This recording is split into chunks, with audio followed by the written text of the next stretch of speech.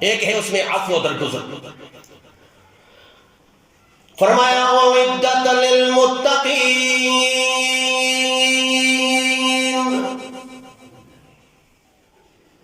الَّذِينَ يُنْفِقُونَ فِي السَّرَّاءِ وَالضَّرَّاءِ وَالْكَاظِمِينَ الْغَيْظَ وَالْعَافِينَ عَنِ النَّاسِ وَاللَّهُ يُحِبُّ الْمُحْسِنِينَ.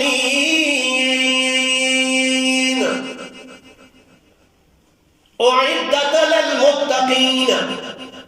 اللہ جنت کا ذکر کرنے لگے. جنت کا عرض و آسمان اور زمین ہے. عرض لمبائی کتنی ہے اللہ بہتر جانتے ہیں لمبائی کتنی، لیکن عرض یہ ہے زمین و آسمان. وَجَنَّةٍ عَرْضُهَا السَّمَاوَاتُ وَالْأَرْضُ. جنت کا عرض زمین و آسمان ہے. ایک ضعیف ترین روایت ہے لیکن کیونکہ فضائل ہیں اس وجہ سے ہم سنا رہے ہیں. جبرائیل امین نے کہا ایک دن اللہ میں جنت کی سیر کرنا چاہتا ہوں، جنت کی سیر کرنا چاہتا ہوں. اللہ نے کہا ٹھیک ہے جبرائیل جنت کی سیر کر. اب جبرائیل امین ہے اور 600 پر اس کے ہیں. کبھی بھی وہ زمین کے اوپر پورے اپنے پروں کو کھول کے کبھی نہیں آیا. 2 مرتبہ نبی مہربان صلی اللہ علیہ وسلم کے سامنے آیا.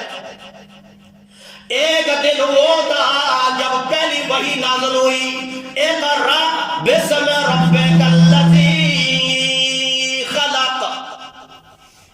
پہلی وحی نازل ہوئی جبرائیل امین نازل ہوئی. نبی مہربان صلی اللہ علیہ وسلم نے جب دیکھا تو کب کبھی طاری ہو گئی، خوف محسوس ہوا. پہلی مرتبہ جبرائیل امین کو دیکھا تھا 600 پر رکھنے والا جبرائیل امین، اللہ اکبر. اور دوسری مرتبہ دیکھا کہ جب سورہ مزمل نازل ہوئی تھی اس وقت جبرائیل امین نازل ہوا. پہلی مرتبہ جب نازل ہوا نبی مہربان صلی اللہ علیہ وسلم گھر تشریف لائے. اما خدیجہ طیبہ طاہرہ امہات المؤمنین رضی اللہ تعالی عنہ سے کہنے لگے زملونی زملونی، مجھے چادر اڑاؤ نا، مجھے چادر اڑاؤ. اب گرمی کا موسم ہو، موٹا کمبل آپ نے لے لیا تو ہر ایک کو پتہ چلے گا کہ یہ بیمار ہے. اللہ کے رسول صلی اللہ علیہ وسلم بیمار ہو. تو جبرائیل امین نے کہا اے اللہ میں جنت کی سیر کرنا چاہتا ہوں، مجھے اجازت دیجیے. فرمایا ٹھیک ہے جبرائیل جنت کی سیر کر. جبرائیل امین نے اپنے 600 پر کھولے اور پوری رفتار کے اندر اڑنا شروع کر دیا. کتنی رفتار ہوگی اللہ بہتر جانتا ہے.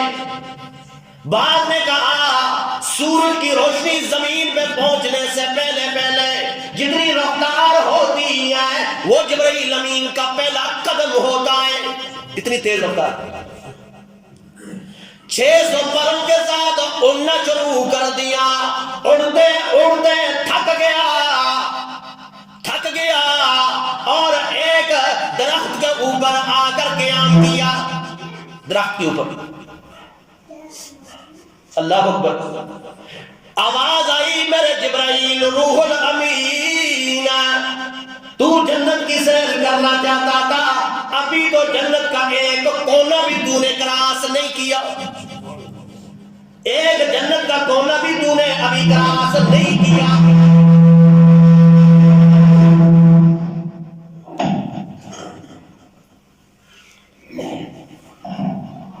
جنت کا ذکر سن کے یہ بھی بیمار ہو گیا.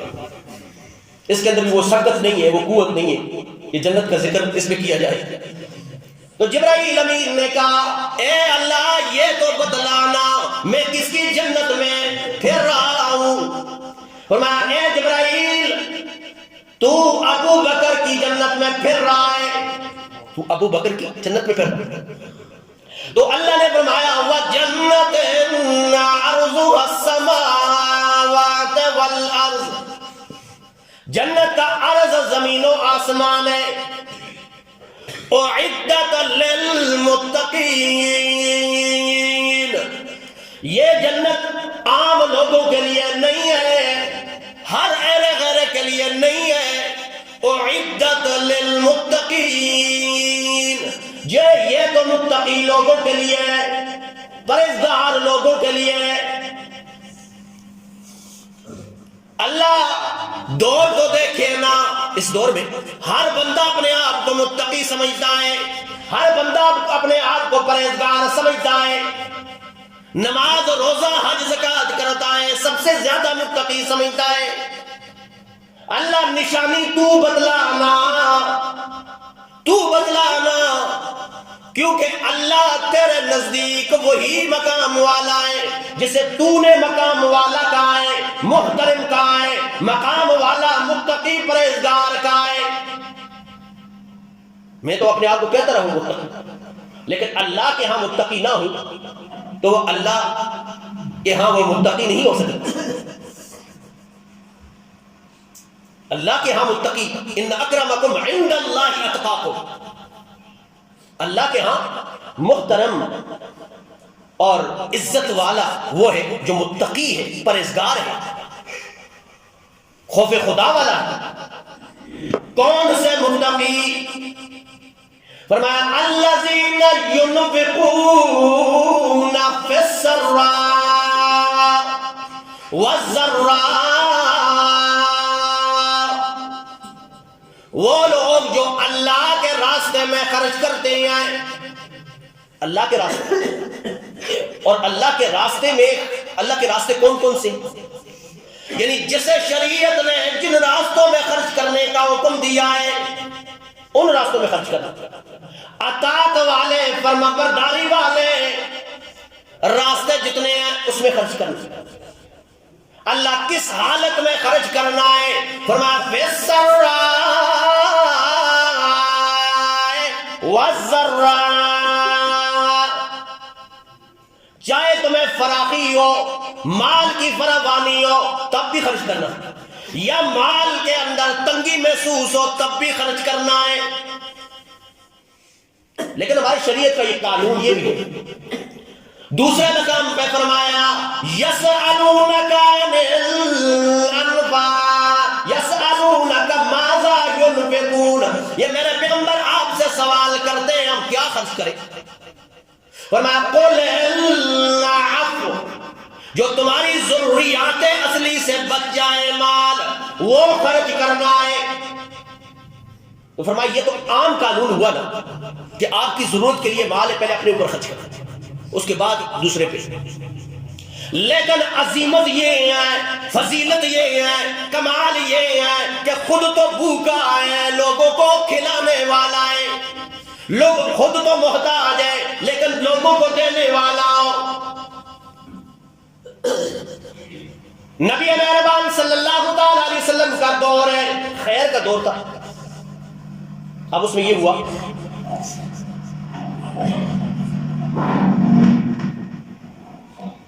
کہ ایک گھر کے اندر بکری کی سری آئی. اب 61 سالی کا وقت ہے, محتاجی کا زمانہ ہے, سری آئی.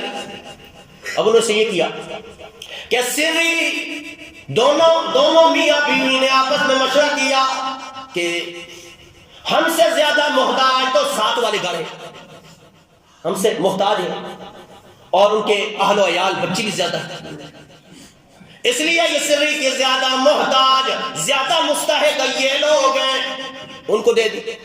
انہوں نے مشورہ کیا اگلے والے گھر. روایات میں آتا ہے 14 گھروں سے پھرتی ہوئی وہ سری واپس اسی گھر کے اندر آ گئی. یہ تھا احسار کے جذبے تھے ان کے. فرمایا الذین ينفقون فی السراء والضراء، تنگی میں بھی خرچ کرنے والے ہیں، فراخی میں بھی خرچ کرنے والے ہیں اللہ کے راستے میں. اور فرمایا والکاظمین الغیظ، اور لوگوں کو معاف کرنے والے ہیں، لوگوں کی غلطیوں کو معاف کرنے والے ہیں، لوگوں کو درگزر کرنے والے ہیں.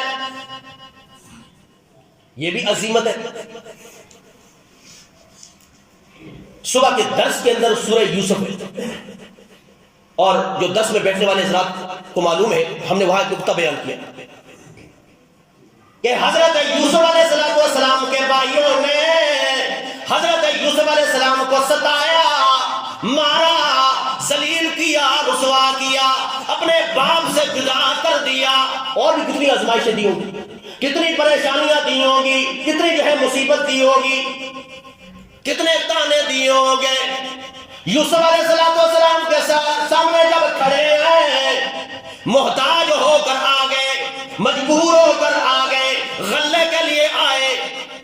یوسف علیہ السلام نے کہا تم اتنے دور سے آئے ہو، تمہیں پتہ ہے یوسف علیہ السلام کے ساتھ تم نے کیا کیا، اس کے بھائی کے ساتھ. اب کہنے لگے انت یوسف، کیا آپ یوسف ہیں؟ کہا جی ہاں. انا یوسف وہذا اخی، ہاں میں یوسف ہوں، میرا بھائی ہے. اس وقت ہاتھ باندھ کر کہتے ہیں اے یوسف میرے بھائی، ہم نے تو ظلم کیا ہے لیکن تم سے خیر کی ہمیں امید ہے، خیر کی امید ہے. حضرت یوسف علیہ السلام نے فرمایا لا تصریب علیکم اليوم، آج کے دن تم پر کوئی ملامت نہیں ہے، جاؤ میرے بھائیوں میں نے تمہیں معاف کر دیا. تو عظیم لوگ معاف کرنے والے ہوتے ہیں، عظیم لوگ معاف کرنے والے ہوتے ہیں، اور کم تر لوگ بدلے لینے والے ہوتے ہیں. نبی مہربان صلی اللہ علیہ وسلم کو علی رضی اللہ عنہ نے فرمایا اے اللہ کے نبی صلی اللہ علیہ وسلم، یہ دیکھیے نا امیر حمزہ رضی اللہ عنہ کا کیا حال بنا لیا. 14 ٹکڑے کر دیے گئے حضرت امیر حمزہ رضی اللہ عنہ کا، 14 ٹکڑے کر دیے گئے، ناک کان کاٹ دیے گئے، آنکھیں نکال دی گئی، دل کلیجہ نکال دیا گیا. نبی مہربان صلی اللہ علیہ وسلم کی پھوپھی جان نے حضرت امیر حمزہ کو پاؤں کے پوروں سے پہچانا کہ امیر حمزہ. نبی مہربان صلی اللہ علیہ وسلم اتنے غمگین ہوئے کہ کہنے لگے واہ مصیبتکم اصبکم مثل کا ابدا، اللہ کی قسم ہے اتنی مجھے مصیبت پہنچی ہے کہ اس سے پہلے اتنی مصیبت مجھے کبھی نہیں پہنچی تھی. اتنی مصیبت آج پہنچی، اتنا آج میں پریشان ہوں. اور نبی مہربان صلی اللہ علیہ وسلم نے فرمایا، حدیث کے لفظ ہے لو انا حویت الى قابل عام لاقتلن به 70 من سلابیل قریش. اللہ کی قسم ہے اگلے سال تک اگر میں زندہ رہا تو اپنے اس حقیقی چچا کے بدلے میں 70 بڑے بڑے کافر ماروں گا، 70 بڑے بڑے کافر ماروں گا. جب یہ کہا اور اللہ کے نبی صلی اللہ علیہ وسلم بڑے پریشان تھا، یہ اس کی پوچھے نا جس کے حقیقی چچا ہو یا رشتہ دار ہو، اس کا بے دردی سے شہید کیا گیا ہو، اس سے جا کر پوچھے. اب وہاں پہ صبر کرنا اور استقامت کا مظاہرہ کرنا بہت مشکل بات ہے، بڑے بڑے ہل جاتے ہیں. نبی مہربان صلی اللہ علیہ وسلم نے فرمایا اللہ کی قسم ہے اگر میں اگلے سال تک زندہ رہا تو اس چچا کے بدلے میں 70 بڑے بڑے کافر ماروں گا. جب یہ الفاظ کے اللہ کی طرف سے تنبیہ آ گئی لیس لک من الامر شیء، میرے پیغمبر آپ کے لیے مناسب نہیں ہے. آپ ایسے الفاظ بولیں کیوں؟ میرے قانون کے خلاف آپ آن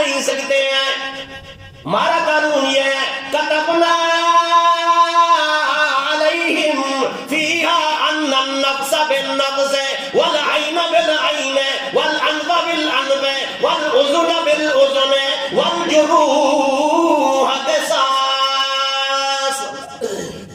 فرمایا ہمارا قانون تو یہ ہے کہ نفس کے بدلے میں نفس ہوا کرتا ہے، جان کے بدلے میں جان ہوا کرتی ہے، کانوں کے بدلے میں کان ہوا کرتے ہیں، آنکھوں کے بدلے میں آنکھیں ہوا کرتی ہیں، اور زخموں میں بھی برابری ہے، اور آپ ایک کے بدلے میں 70 مانگ رہے ہیں.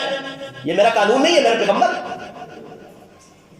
ایک کے بدلے میں ایک ہوگا، اور اگر اس ایک کو بھی میں ایمان کی دولت سے سرفراز کر دوں پھر ایک بھی قتل کرنے کی اجازت نہیں ہے. جب فتح مکہ ہوا، وہ وحشی جس نے امیر حمزہ کو شہید کیا تھا وہ بھاگ گیا، اس علاقے کو چھوڑ کر بھاگ گیا. عفو اور درگزر صحابہ اکرام کا بھی ایک شیوا تھا، ایک کمال تھا. حضرت عزیز بن عمر فرماتے ہیں میں جب قید ہو کر آیا نا، صحابہ نے مجھے قید کیا ایک جنگ سے، اور مجھے لے کر آ رہے ہیں، راستے میں کھانا کھانے کا وقت آتا تو فرمایا وہ صحابہ اکرام اپنے پاس جو بھی ہوتا مجھے دیتے، اور خود بھوکے رہتے، کھجوروں سے پانی سے گزارا کیا کرتے، اور میں وہی چیزیں کسی اور صحابی کو دے دیتا، وہ اپنے دوسرے بھائی کو دیتا، پھر تیسرے بھائی کو، کرتے کرتے پھر میرے پاس آتا. جب اللہ کے نبی صلی اللہ علیہ وسلم نے قیدیوں کو آزاد کرنے کا حکم دیا، عزیز بن عمر فرماتے ہیں اللہ کی قسم ہے میرے ساتھی مجھے کہنے لگے آپ جائیں اپنے علاقے کے اندر. میں فرمایا میں اس دامن کو چھوڑ کر کہیں نہیں جا سکتا جس میں اتنا عفو ہے، درگزر ہے، اتنے کمالات ہیں ان کے اندر. یہ بھی علاقہ چھوڑ کے چلے گئے ورشی. اب اس نے خط لکھا نبی مہربان صلی اللہ تعالی علیہ وسلم کو کہ اے اللہ کے نبی میں آنا چاہتا ہوں، توبہ کرنا چاہتا ہوں، آپ کے دستے مبارک پہ ہاتھ رکھ کے بیعت کر کے مسلمان ہونا چاہتا ہوں، لیکن قرآن کی یہ آیت مجھے آنے نہیں دیتی ہے کہ والذین لا يدعون مع اللہ الہا آخر ولا يقتل النفس التي حرم اللہ الا بالحق ولا يزنون. فرمایا وہ لوگ جو اللہ کے علاوہ غیر اللہ کو نہیں پکارتے ہیں، اور میں شرک کرنے والا بھی ہوں، اور دوسری شرط ہے ولا يقتل النفس التي حرم اللہ الا بالحق، نہ حق قتل بھی نہیں کرتے ہیں، اور میں نے عظیم آدمی امیر حمزہ کو قتل کیا، شہید کیا. اور تیسری شرط یہ ہے ولا يزنون، زنا بھی نہیں کرتے ہیں، ان کو معافی ہے، اور میں زنا بھی کرتا رہا زمانہ جاہلیت میں. اب میری بخشش کا کیا ہوگا؟ نبی مہربان صلی اللہ علیہ وسلم نے دوسری آیت لکھ کے بھیج دی کہ الا من تاب وعمل وآمن وعمل صالحا فاولئک یبدل اللہ سیئاتہم حسنات وکان اللہ غفورا رحیما. جو توبہ کرتا ہے، ایمان لاتا ہے، نیک عمل کرتا ہے، اللہ اس کے گناہ کو نیکیوں میں تبدیل کر دیتا ہے. اب اس نے پھر خط لکھ دیا ان فی هذه الآیت شروط، اس میں تو اللہ نے بڑی شرطیں لگائی ہیں، ایمان لانا ہے، نیک عمل کرنے ہیں، فلاح کرنا ہے، یہ کرنا ہے، وہ کرنا ہے، اس میں تو بڑی شرطیں ہیں. میری توبہ کا کیا ہوگا؟ اللہ کے رسول صلی اللہ علیہ وسلم نے تیسری آیت لکھ کے بھیج دی. فرمایا ان اللہ لا یغفر ان یشرک به ویغفر ما دون ذلک لمن یشاء. اللہ فرماتے ہیں شرک لے کر نہ آنا، اس کے علاوہ گناہ لے کر آئے گا، اللہ اپنے کرم سے معاف فرما دے گا. اب اس نے پھر آیت لکھ دی، پھر جو ہے خط لکھ دیا کہ اس میں بھی تو شرط ہے کہ شرک نہیں کرنا ہے، میں نے زمانے جاہلیت میں شرک کی ہے. اب میری توبہ کا کیا ہوگا؟ اللہ کے نبی صلی اللہ علیہ وسلم نے چوتھی آیت ذکر لکھ کے بھیجی. میں قل، اللہ اس میں اعلان فرما رہے ہیں یا عبادی اللہ علی انفسہم لا تقنطوا من رحمت اللہ. میرے پیغمبر اپنی امت والوں کو کہہ دیجئے کہ میری رحمت سے نا امید نہ ہونا. جب یہ آیت لکھ کر بھیجی کہا اب اللہ نے صحیح بات کی ہے، اب میرے لیے کوئی رکاوٹ نہیں ہے. آ گیا اب رسول اللہ صلی اللہ علیہ وسلم کے سامنے آ گیا. اب کیا کیفیات ہوگی جب دیکھا نا قاتل ہے؟ تو رسول اللہ صلی اللہ علیہ وسلم نے فرمایا اے وحشی، ایمان تو لے آیا ہے، ایمان کی برکت سے اللہ نے پچھلے گناہوں کو معاف کر دیا، لیکن میرے سامنے نہ بیٹھ. تجھے دیکھتا ہوں نا تو مجھے میرا حقیقی چچا یاد آتا ہے. اس لیے جب اعلان کیا مسیلمہ کذاب نے رسول اللہ صلی اللہ تعالی علیہ وسلم کی شان میں گستاخی کی، تو اللہ کے نبی صلی اللہ علیہ وسلم نے اعلان کیا کون ہے اسے قتل کرنے والا، اور نبوت کا دعویٰ کیا کون ہے اسے قتل کرنے والا. وہی وحشی اٹھا تھا اور قتل کرنے کے ارادے سے نکلا، اور قتل کر کے جب واپس آنے لگا راستے میں اطلاع ملی کہ اللہ کے رسول صلی اللہ علیہ وسلم دنیا سے جا چکا. تو اللہ کے نبی صلی اللہ علیہ وسلم معاف کیا، فرمایا والعافین عن الناس والکاظمین الغیظ، غصے پہ کنٹرول کرنے والے اور لوگوں کو معاف کرنے والے. واللہ یحب المحسنین، اور اللہ نیکی کرنے والے کے نیکی کو ضائع نہیں ہونے دیتا. فرمایا یہ ہے متقی لوگ، یہ ہے پرہیزگار لوگ جس کے لیے اللہ نے جنت کا وعدہ کیا ہے. اللہ سے دعا ہے اللہ قرآن و سنت کی سچی تعلیمات پہ عمل کی توفیق نصیب فرمائے. وآخر دعوانا